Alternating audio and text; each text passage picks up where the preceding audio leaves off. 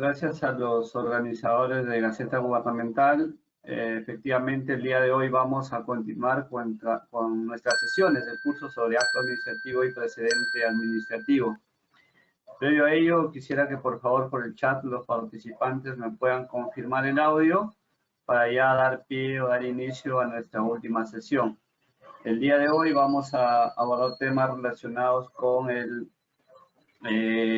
algunas cuestiones vinculadas sobre la eficacia del acto administrativo.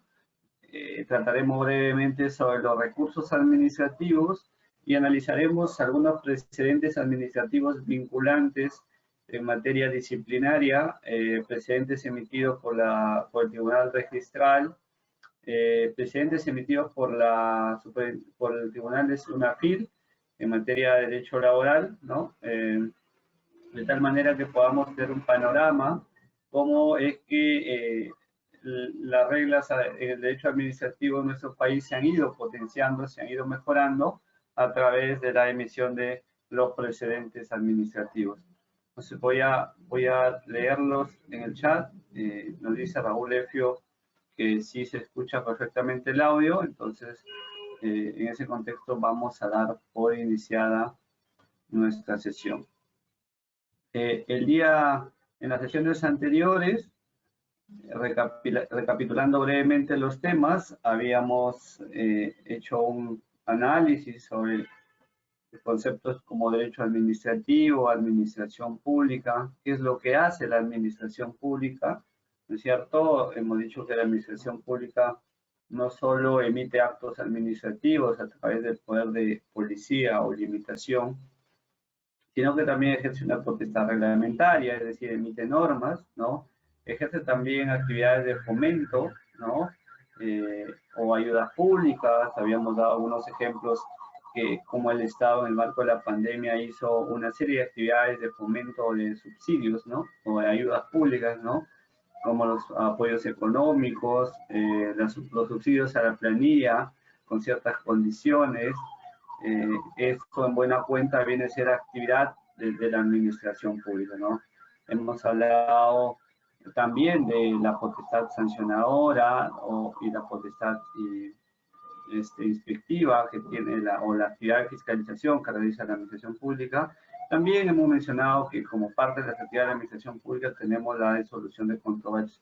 También habíamos indicado que todas estas actividades no se rigen bajo la ley 27444, sino que habrían dos grandes actividades que se rigen por esta ley, que es la de poder de limitación de policía, en la cual en estricto estamos hablando de los procedimientos administrativos, y las actividades de fiscalización y sanción que tienen como norma fundamental a la ley 27444.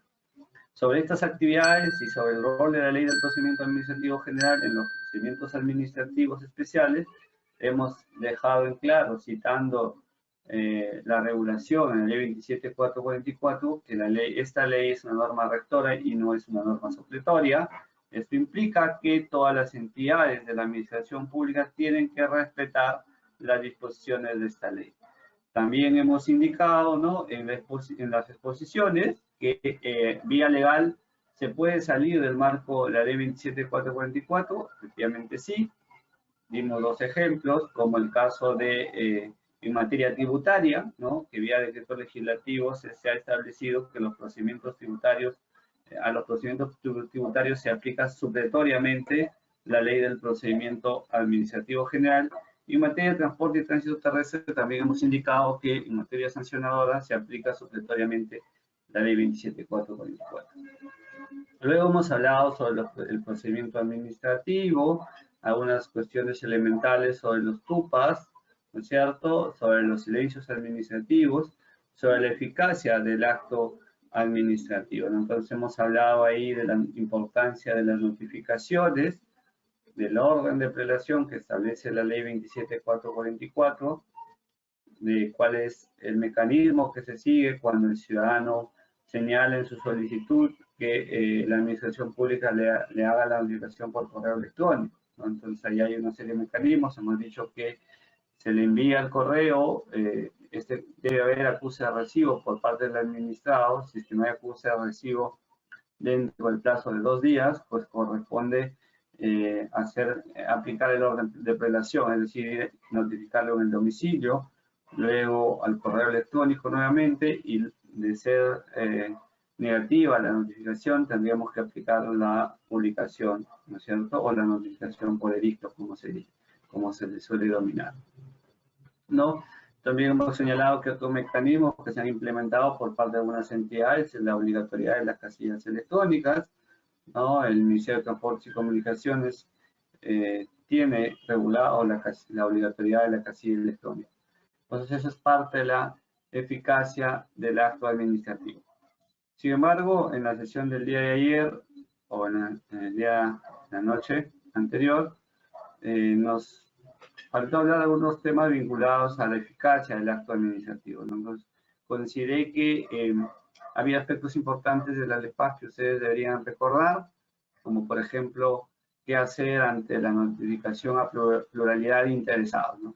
Entonces, si es que, por ejemplo, tengo un expediente administrativo, una pretensión en los cuales hay una relación de 100 ciudadanos, de 50 ciudadanos, entonces uno diría, bueno, tengo que notificarle a todos, ¿no? Entonces, ¿qué hacer ante esos casos? Si tengo una solicitud, la evalúo dentro de la administración pública y debo tomar una decisión, ¿no es cierto? Ya sea emitir una resolución, una carta, un oficio o documento que corresponda. Lo que establece la ley 27444 es que si hay una pluralidad de destinatarios, es decir, si hay un número considerable de ciudadanos, el acto será notificado personalmente a todos, ¿no? Salvo si actúan unidos bajo una misma pretensión o si han designado un domicilio común para notificaciones, en cuyo caso estos serán en dirección única. Luego la ley también señala que si debiera notificarse a más de 10 personas que han planteado una sola solicitud con derecho común, es decir, si piden lo mismo, la notificación se hará con quien encabece el escrito inicial, indicándole que transmita la decisión a sus interesados. Entonces, si tengo un expediente en el cual se me ha hecho una pretensión y esta solicitud la efectúan o esta pretensión la plantean más de 10 personas, debo verificar el escrito y ver quién es el que encabeza la solicitud o quién es el que encabeza la firma y debo notificar a esta persona. Y debo indicarle a esta persona que por mandato de la ley tiene la obligación de comunicar la respuesta que le está haciendo la administración a sus demás coadministrados, ¿no? Entonces, es una regla que me parece importante que ustedes lo conozcan a efectos de darle mayor celeridad y eficiencia a las notificaciones de los actos administrativos o las decisiones en general que pueda tomar la administración pública cuando tenemos una solicitud de este tipo, es decir, cuando hay más de 10 ciudadanos que encabezan la pretensión. ¿Okay?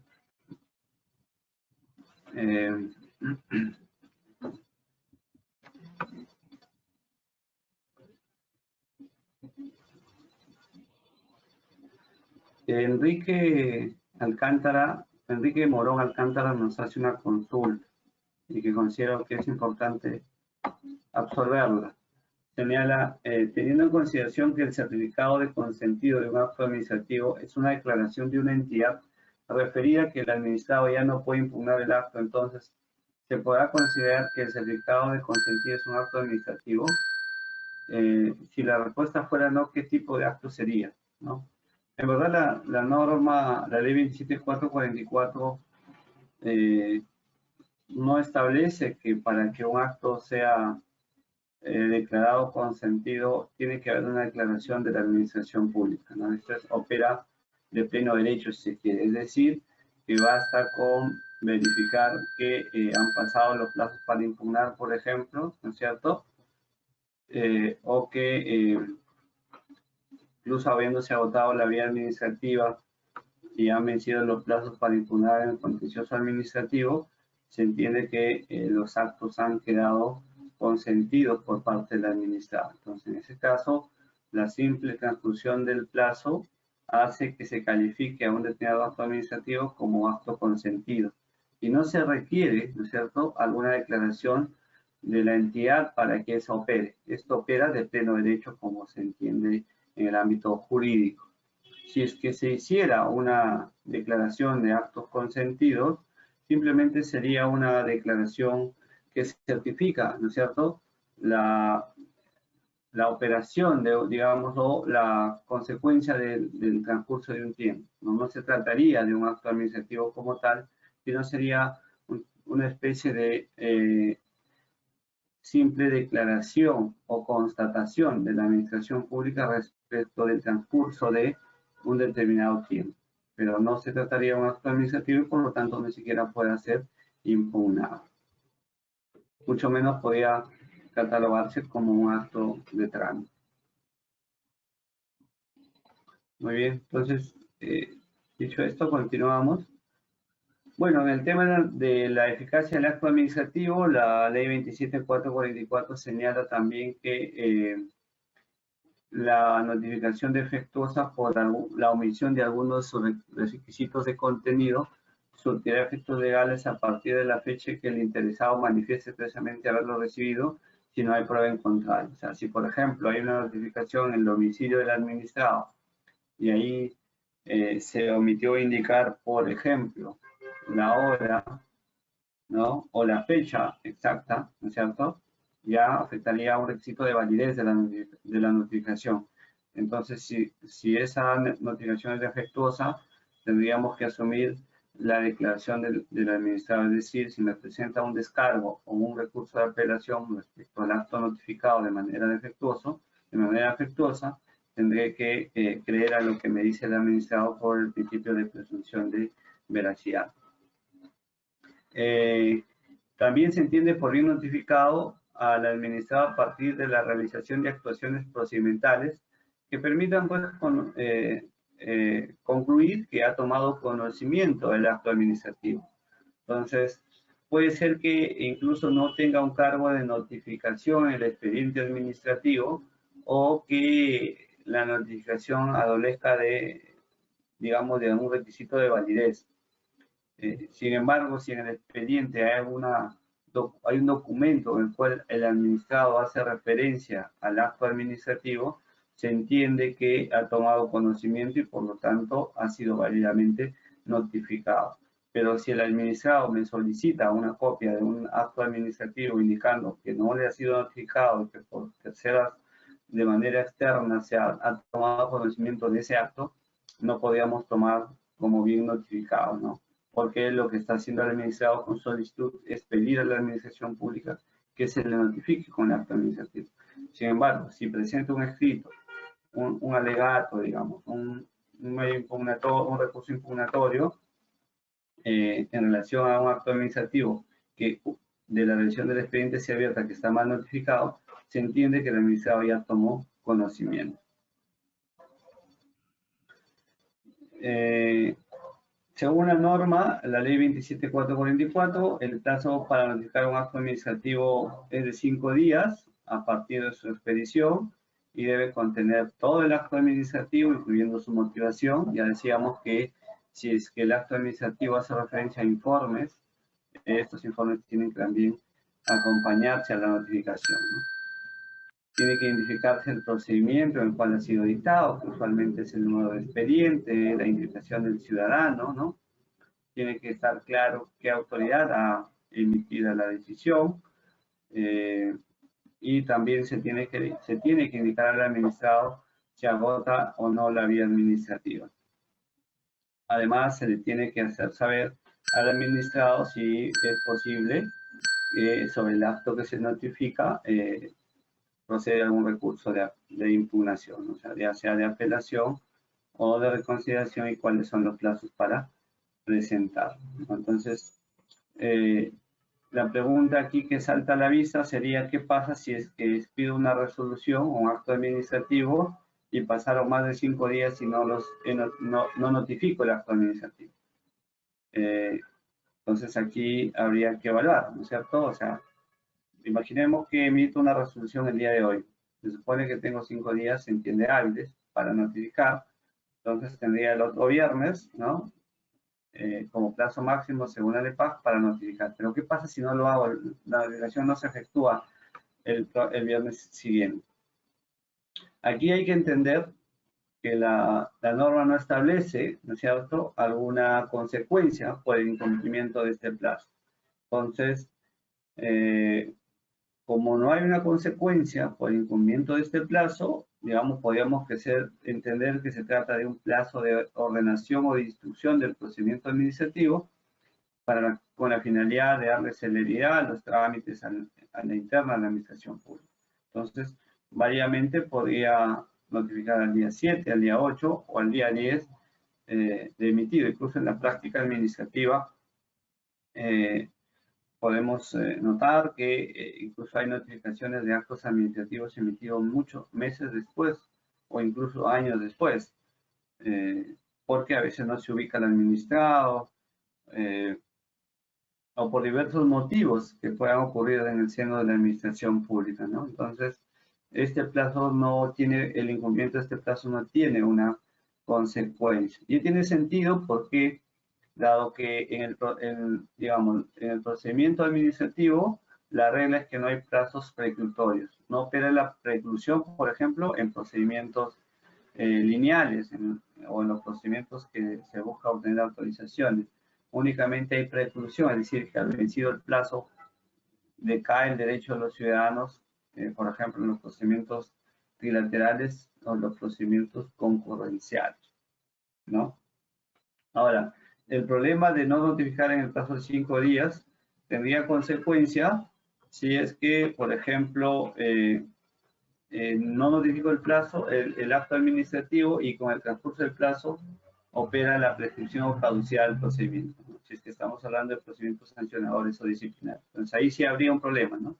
Entonces, si es que no notifico el acto administrativo, se entiende que para el administrado nunca hubo pronunciamiento. En tanto no se le notifique el acto administrativo, el administrado debe entender que no hay un conocimiento de la administración pública. Entonces, si en ese tránsito, digamos, de la no notificación opera la prescripción o opera la caducidad, ese acto administrativo ya perdería validez, ¿no? Entonces habría que dejarlo sin efecto, ¿no es cierto? Dado que no fue notificado en el plazo correspondiente y al haber operado la prescripción o caducidad, todo el procedimiento se viene abajo. Bien, hay dos figuras importantes que también es bueno tomarlo en cuenta, ¿no? Dos características fundamentales de los actos administrativos que tienen carácter de efectividad y ejecutoriedad, es decir, que la administración pública puede exigir su cumplimiento sin necesidad de que se requiera la intervención de otras autoridades como el Poder Judicial, ¿no es cierto?, la policía, etc. O sea, por sí solo, la administración pública, por sí sola, una autoridad administrativa, podría exigir el cumplimiento de un acto administrativo, ¿no? Si la autoridad administrativa decide clausurar un establecimiento vía una sanción, por ejemplo, puede ejecutarlo directamente, no necesita ir al Poder Judicial, por ejemplo, para que se ejecute ese acto administrativo. Podría pedir el apoyo de la fuerza policial, sí, pero si lo considera que no es necesario, pues lo puede ejecutar con su propio personal. Eso es lo que se llama la ejecutoriedad de los actos administrativos. Sin embargo, la ley 27444, en el artículo 204, señala que los actos administrativos pueden perder ejecutoriedad cuando han transcurrido más de 2 años, ¿no?, de que adquirieron firmeza y la administración pública no ha iniciado ningún acto para poder ejecutar ese acto administrativo, ¿no? Si yo emito un acto administrativo el día de hoy y bueno, ese acto quedó firme, es decir, el administrado no lo impugnó, se supone, pasados los 15 días que se tiene para impugnar, desde ese día empieza a computarse los 2 años, ¿no es cierto?, que tiene la administración pública para ejecutar ese acto administrativo. Si no lo hace, ya no podrá ejecutarlo de manera directa. Tendría que, en su caso, iniciar un nuevo procedimiento o solicitar, digamos, el apoyo de la fuerza del órgano jurisdiccional correspondiente, ¿no? Entonces, aquí hay que tener muy en cuenta esta disposición para que no incurramos, ¿no es cierto?, en que los actos administrativos pierdan ejecutoriedad.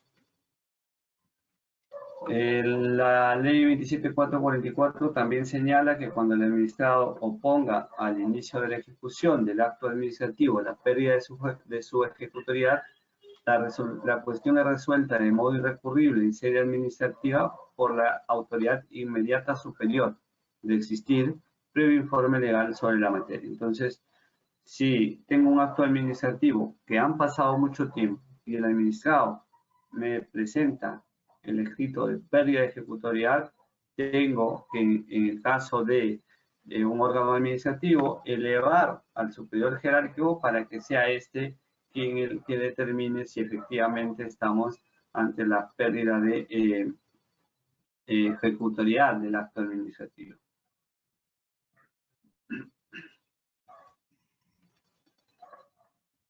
Muy bien.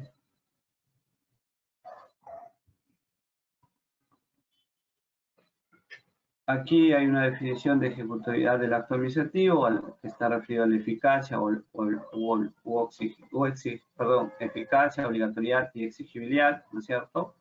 Y la ejecutoriedad es la facultad inherente al ejercicio de la función pública, ¿no? Y que tiene relación directa. Es lo que comentaba, es decir, la posibilidad que tiene la administración de, con sus propios esfuerzos, sin recurrir a ninguna otra autoridad para que se pueda cumplir con su decisión. La pérdida ejecutorial puede ser invocada de oficio.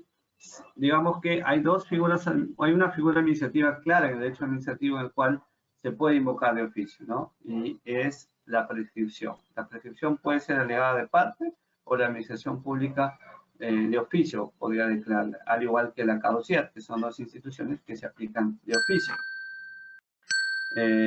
Sin embargo, en el caso de la pérdida ejecutorial, está claro en que la pérdida ejecutorial de un acto administrativo solo puede hacerse valer por el administrado formulando una oposición contra el inicio de su ejecución, no habiéndose previsto la posibilidad de promover un procedimiento administrativo para que se declare el decaimiento del acto administrativo por el transcurso del plazo señalado legalmente, ni mucho menos se ha facultado a la administración a declarar de oficio la pérdida de ejecutoriedad de un acto administrativo que ella misma ha emitido.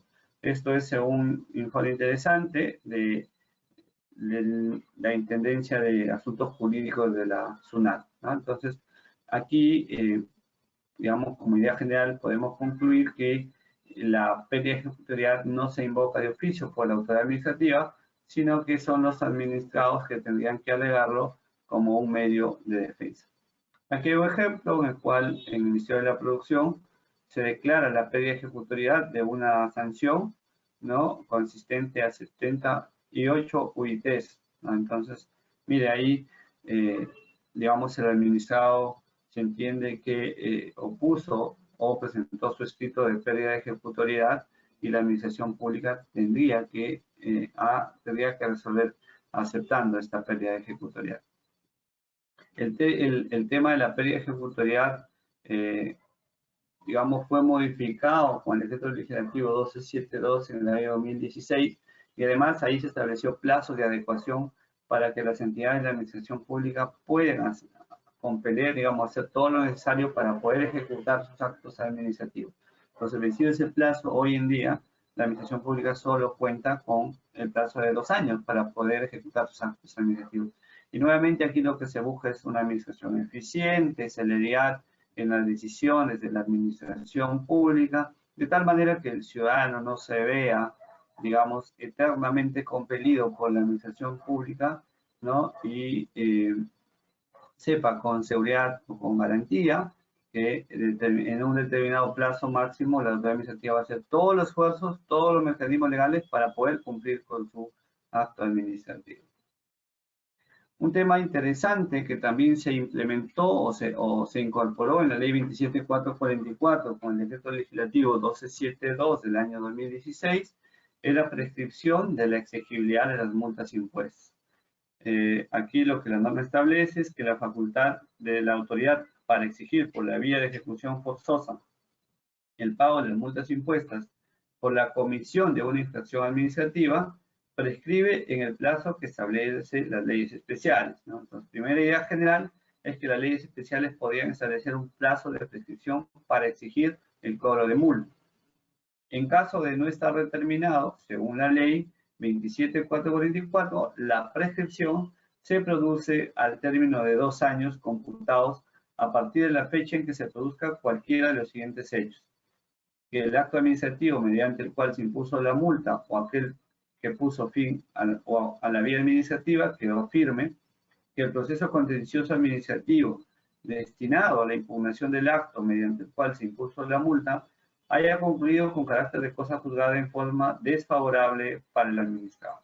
Entonces, si el acto quedó firme, la administración pública tiene 2 años para cobrar la multa. Si no lo hace, esa multa ya pierde exigibilidad, ¿no? Por la figura de la prescripción de las multas impuestas. Si es que el administrado ha ido al proceso contencioso, el plazo de 2 años vence una vez que se ha emitido una resolución final con calidad de cosa juzgada en el proceso judicial. A partir de ese momento deberá computarse 2 años. Si es que la administración pública no hace nada para, digamos, iniciar la cobranza coactiva, la multa quedará prescrita y por lo tanto no puede ser exigida hacia los administrados. Bien, entonces aquí quería, para concluir lo hasta aquí expuesto, 2 ideas fundamentales que ustedes tienen que llevarse, digamos, de esta sesión. Es que hay 2 figuras que ustedes deben tomar en cuenta: la pérdida de ejecutoriedad de los actos administrativos y la prescripción de la exigibilidad del cobro de multas.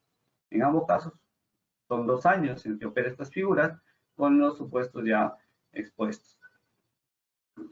Dicho esto, vamos a tocar brevemente también el tema vinculado a la revisión de los actos administrativos. La revisión de los actos administrativos viene a ser, digamos, una especie de control posterior a las decisiones de la administración pública, ¿no?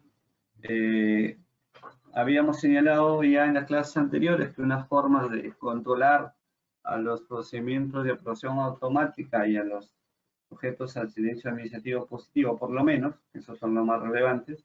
En general, digamos, la fiscalización o control posterior aleatoria se hace de todos los procedimientos administrativos que se han iniciado bajo el procedimiento TUPA de la entidad. Entonces ahí lo que habíamos señalado es que si se detecta alguna falsedad o inexactitud en la documentación, pues corresponde el inicio de nulidad de oficio. El administrado va a estar sujeto a una multa de 5 a 10 UITs. Será, digamos, pasible del inicio de un procedimiento penal por falsa declaración en procedimiento administrativo o incluso por falsificación de documentos.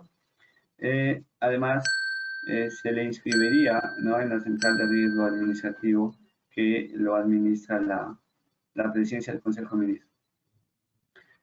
En estricto, podríamos decir que estamos ante revisión de actos administrativos en sede administrativa, la rectificación de errores materiales, los recursos administrativos, porque de alguna manera es la propia autoridad que emitió el acto, en caso de recurso de reconsideración, o el superior jerárquico en recurso de apelación, que de alguna manera revisa la decisión tomada por el inferior jerárquico en caso del recurso de apelación. La nulidad de oficio también, porque en buena cuenta lo que hace la administración pública es verificar si efectivamente estamos ante un acto administrativo válido. Esta nulidad de oficio puede presentarse en el caso de la fiscalización posterior o incluso podría ser que vía denuncia administrativa alguien comunique a la administración pública que hay un acto incurso en causal de nulidad, ¿no? Esto es importante saberlo porque si hay un acto administrativo emitido por gestiones anteriores, por ejemplo, y no necesariamente para cuestionar esa decisión requiero los recursos administrativos, sino que si tengo una solicitud de un ciudadano en el cual le llame a conocer que hay una decisión que probablemente está en curso en nulidad porque hubieron hechos irregulares en el trámite del procedimiento, pues la autoridad de turno tiene el deber de evaluar esa decisión administrativa y si advierte alguna contravención normativa tendría que elaborar un informe determinando la presunta nulidad y elevar al superior jerárquico para que, de considerarlo pertinente, inicie el procedimiento de nulidad de oficio. La revocación también es una figura que podía catalogarse dentro del esquema de la